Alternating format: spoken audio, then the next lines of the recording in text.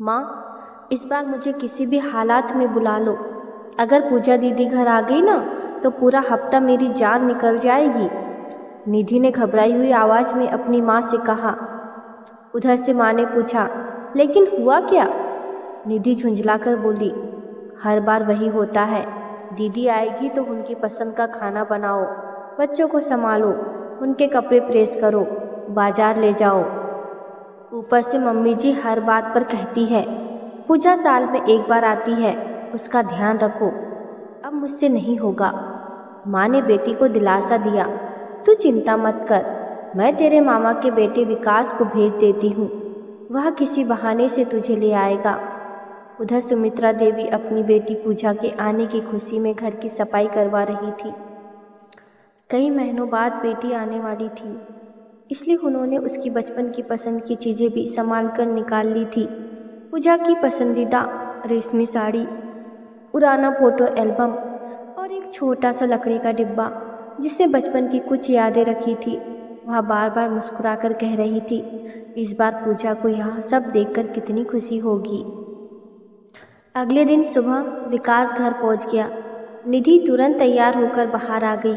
उसने सुमित्रा देवी से कहा, मम्मी जी, मामा जी की तबीयत अचानक खराब हो गई है, माँ ने तुरंत बुलाया है, 2-3 दिन में लौट आऊँगी। सुमित्रा देवी कुछ कहती उससे पहले ही विकास बोला, मौसी जी देर हो रही है, डॉक्टर के पास भी जाना है। मजबूरी में सुमित्रा देवी ने बहू को जाने दिया। निधि के जाने के कुछ ही देर बाद पूजा अपने पति और बच्चों के साथ घर पहुंची। माँ को गले लगाकर उसकी पहली नज़र भाभी को ढूंढने लगी। माँ, भाभी दिखाई नहीं दे रही। सुमित्रा देवी ने कहा, बेटी, उन्हें अचानक मायके जाने पड़ गया।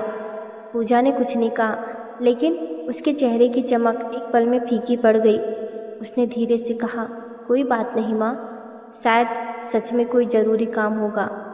उधर मायके पहुँचते ही निधि ने चैन की सांस ली। उसे लग रहा था कि इस बार भी उसने बड़ी आसानी से जिम्मेदारियों से छुटकारा पा लिया, लेकिन उसे बिल्कुल भी अंदाज़ा नहीं था कि इस बार उसकी एक छोटी सी हरकत आगे चलकर उसकी ज़िंदगी का सबसे बड़ा सबक बनने वाली थी। पूजा पूरे दिन मुस्कुराती रही, लेकिन सुमित्रा देवी समझ रही थी कि बेटी का मन कहीं ना कहीं उदास है। शाम को उन्होंने अलमारी से वही पुराना लकड़ी का डिब्बा निकालने का सोचा जिसमें पूजा के बचपन की यादें संभाल कर रखी थी। उसमें पूजा की पहली पायल, स्कूल का मेडल, बचपन की तस्वीरें और उसके पापा की लिखी एक छोटी सी चिट्ठी थी। लेकिन जैसे ही उन्होंने अलमारी खोली, उनका चेहरा उतर गया।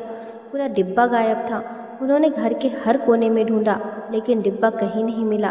तभी नौकरानी ने धीरे से कहा, मालकिन, सुबह जब बहू जी जा रही थी, मैंने उनके बैग में ऐसा ही लकड़ी का डिब्बा देखा था, मुझे लगा आपने ही दिया होगा।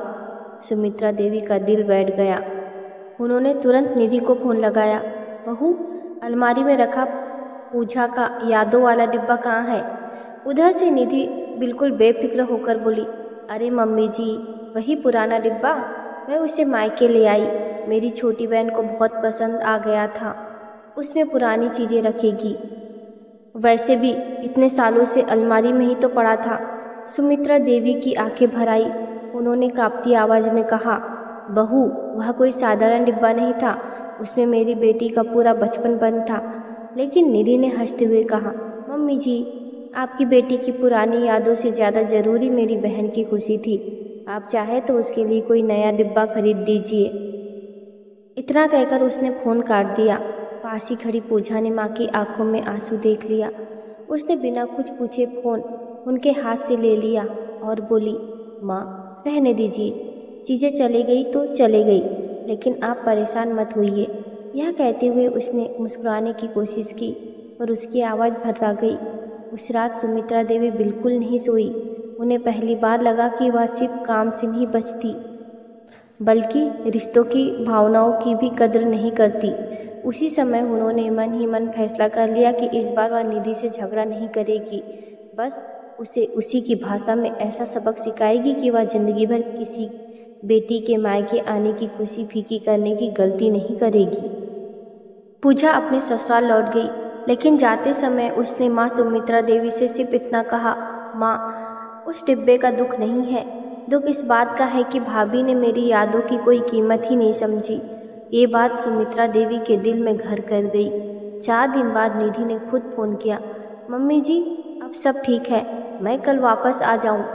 सुमित्रा देवी ने शांत आवाज़ में कहा, अभी मत आना बहू, घर की मरम्मत चल रही है, जब काम पूरा हो जाएगा तब बुला लेंगे। निधि को थोड़ा अजीब लगा, लेकिन उसने सोचा 2-4 दिन की ही बात होगी। 1 हफ्ता निकल गया, फिर दूसरा। आखिर उसने अपने पति अमित को फ़ोन किया, आप आकर मुझे ले जाइए। अमित ने कहा, माँ ने मना किया है, अभी घर में कुछ ज़रूरी काम चल रहा है, थोड़ा इंतज़ार कर लो। इधर मायके में भी माहौल बदलने लगा। शुरू में सब बहुत खुश थे, लेकिन अब भाभी के चेहरे पर झुंझलाहट दिखने लगी। एक दिन निधि ने सुना कि उसकी भाभी अपनी पड़ोसन से कह रही थी, मेहमान अगर 2-4 दिन का हो तो अच्छा लगता है, लेकिन जब महीनों तक घर में रहे तो पूरे घर का हिसाब बिगड़ जाता है। ये बात निधि के दिल में तीर की तरह लगी। उसी शाम उसकी माँ ने भी प्यार से कहा, बेटा बुरा मत मानना, अगले हफ्ते तेरे मामा का परिवार आने वाला है, घर छोटा है, इसलिए अगर तू अपने घर चली जाए तो सबको आसानी रहेगी। पहली बार निधि को महसूस हुआ कि जिस मायके में आने के लिए वह हर बार बहाने बनाती थी, वही अब उसे अपने ही होने का संकोच महसूस हो रहा था। उस रात वह देर तक जागती रही।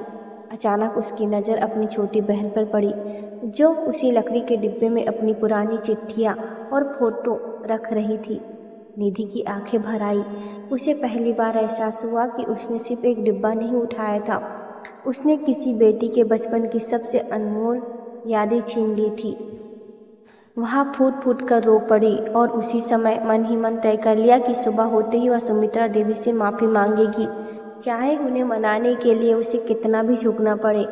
अगली सुबह निधि ने सबसे पहले अपनी छोटी बहन से वह लकड़ी का डिब्बा लिया और बिना किसी को बताए सीधे अपने ससुराल पहुंच गई।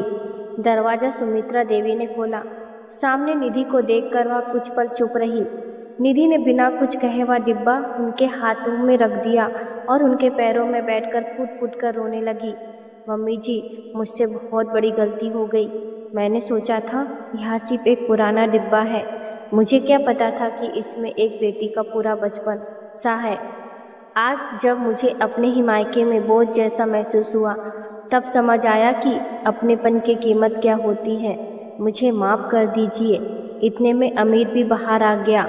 उसने पहली बार अपने पत्नी को इस तरह टूटते हुए देखा।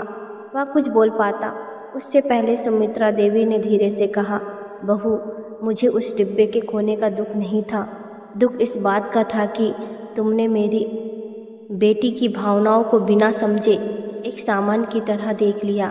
रिश्ते सामान से नहीं, एहसास से बनते हैं। उसी समय पूजा का वीडियो कॉल आ गया। सुमित्रा देवी ने मुस्कुराते हुए फ़ोन निधि की तरफ बढ़ा दिया। निधि रोते हुए बोली, दीदी मुझे माफ़ कर दीजिए, मैंने आपके साथ बहुत गलत किया। अब से जब भी आप मायके आएंगी, सबसे पहले मैं आपका इंतज़ार करूंगी। पूजा की आंखें भी नम हो गई।